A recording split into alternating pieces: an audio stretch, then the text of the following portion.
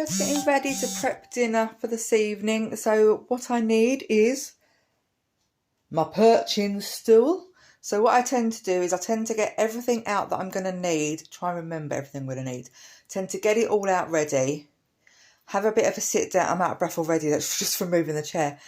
Have a bit of sit down. Then I tend to come out, and it depends what I'm making. Today, we actually bought some mince yesterday, but I'm not going to use that.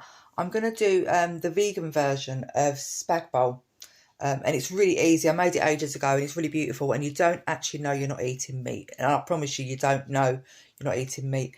I'll just quickly run through your usual ingredients for your spag bowl. You know, your onions, your fresh tomatoes, your peppers, tomato puree. Tomato puree, just as a side note for those that don't know, tomato puree, the flavour's better if you cook the puree out for a little bit first before you add any hot water. Otherwise you can get a slight bitter taste. So basically, for the vegan one, a pack of these, like the family mushrooms you get from Aldi or Lidl, I'm not sure about how much they are in the other shops, they're less than £2. Now, I haven't used all of those because I want to put some mushrooms in, you know, quite chunky slice so you can see the mushrooms, but the rest went through the food processor about half an hour ago on the grater tool. And what you do is a very tiny amount of the grated mushroom into a pan. I tend to use, what's it called? Rapeseed oil. I'll have to sit down because I'm a bit goosed after getting everything out. Bear with. I tend to use rapeseed oil to do my cooking. So with the mushrooms, you just want to put a very thin layer in the pan. Don't overcrowd the pan. And on a high heat, just really, really cook them. When they start turning like dark and gnarly, turn them down a bit, continue cooking them, empty out any liquid that comes out from them, continue cooking again, take them out, keep going until you finish the whole batch. Now, they should be quite crispy, quite hard, a little, you know, and mushrooms really do take on a meaty flavour when they're like that. I tend to then use a beef OXO cube and mix that in with them while they're standing in their bowl out of the way. Then in the very same pan, cook all the rest of the ingredients, and then towards the end, whack those pre-cooked grated mushrooms back in.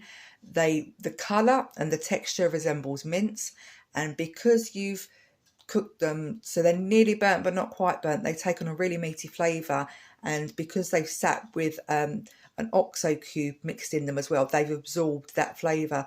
So if you don't tell anybody, I would really advise you to try doing this recipe and test it on your family, and don't even tell them you've done anything different, and see if they can actually tell.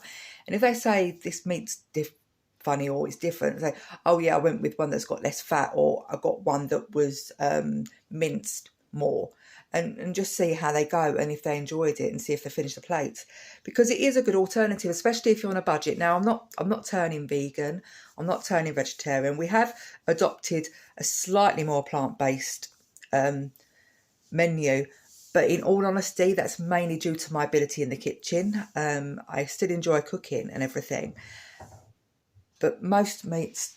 It sounds like someone's at my door. 2 seconds. 2 seconds. There's nobody there.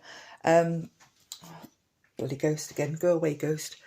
I've forgotten what I was saying now because I got interrupted by a knock that wasn't a knock.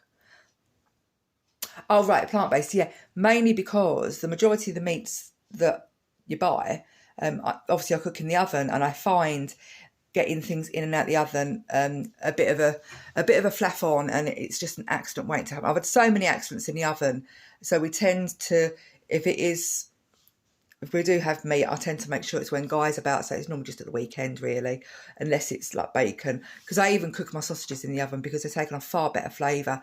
Oh, that's another good side note and a top tip. If you are on a budget and you do need to buy slightly lower quality sausages, which, let's face it, we've been there, if you grill them or do them in the pan, the texture can sometimes give away that they are quite cheap. But if you do them in the oven on a low heat and just turn them occasionally and let them cook in their own fat that they'll produce, again, the outside goes a little bit caramelisy and you get a firmer taste to the sausage, if you like, so you can sort of trick yourself into believing it's a slightly higher quality sausage. So that's another good trick to use. So what I'm going to do, I'm going to make, and I don't make small meals, I'm a feeder. So when I make a spag bowl, I'll end up putting it in freezer bags when it's cooled down. I'll flatten them down, write on them what they are, and I'll freeze it for days when I'm not got much energy to cook.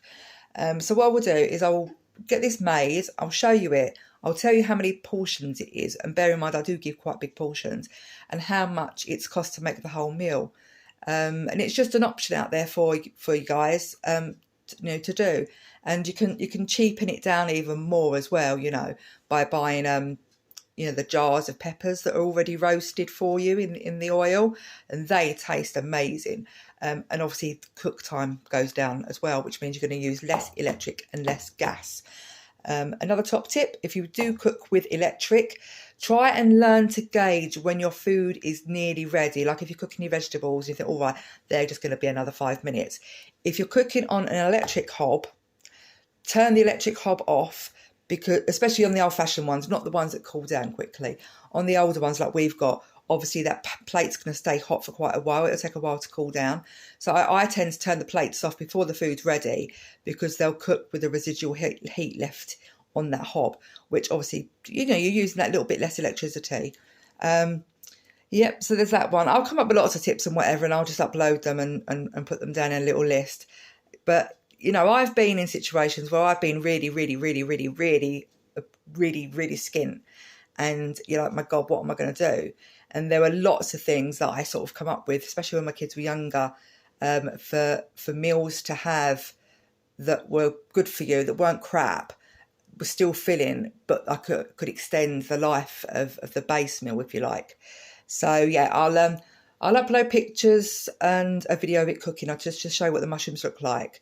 And and I'll just give you a rough idea of how much it would cost to make it and for how many it would feed, including the pasta as well. I haven't made my own pasta yet, but I will be making my own pasta. But I want to get a pasta machine because my hands just won't be able to take them. I've made bread once, I think, or twice since out of hospital, and it's too much for my hands. My left hand ends up being clawed for the rest of the day. So it's just, my bread's good, but it's not worth my clawed hand. So right, I'm going to go and get this off, start this cooking. I tend to sit on my perching stool and put Netflix on in the kitchen, in all honesty, and then I'm not up and down every 5 minutes stirring things. So yeah, what was meant to be a quick one has been turned into a long one again. So yeah, I'll update you a bit later on the mushroom situation.